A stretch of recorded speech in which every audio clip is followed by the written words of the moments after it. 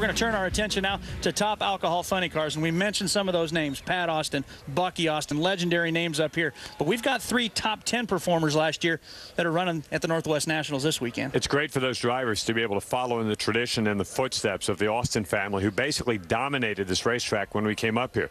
But now we've got a new breed, and we have a titanic match coming up in the second round. Sean O'Bannon, John Lombardo, 2 guys that are still thinking about winning that Lucas Championship. I mean, Frank has got all those points in the bank already, Frank Manzo, but it's not over. And these 2 kids got very solid race cars. Both ran low 560s in that opening round. It's going to be a huge matchup coming up shortly. And that makes it a very important race for those guys. But how did we get to round number 2? Let's go ahead and take a look at the highlights here and see how we've got to where we're at. We're going to go ahead and start with Doug Gordon. He was the #1 qualifier, got a bye run, had a free chance at this racetrack, took it, but blew it up too. Yeah, Dad's sitting back there watching. They've had a very good race car. They've had very bad luck.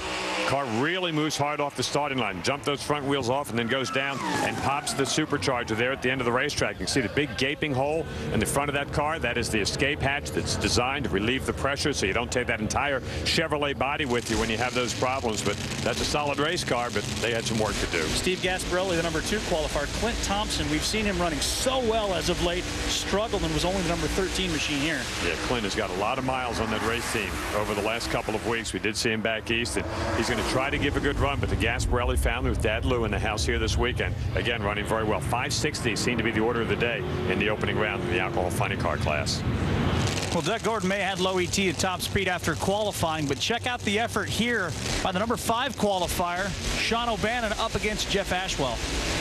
Yeah, Jeff Ashwell and that Napa team car came in, made a good run during qualifying, but they're no match here for O'Bannon. Like I said, that is one of the strongest cars in the class, and they run low ET of the weekend in that opening round. Big, big numbers by O'Bannon. Here's the ladder as we get set now for round number 2 racing, where Doug Gordon, despite the blow-up, will pick his lane over John Evanchuk.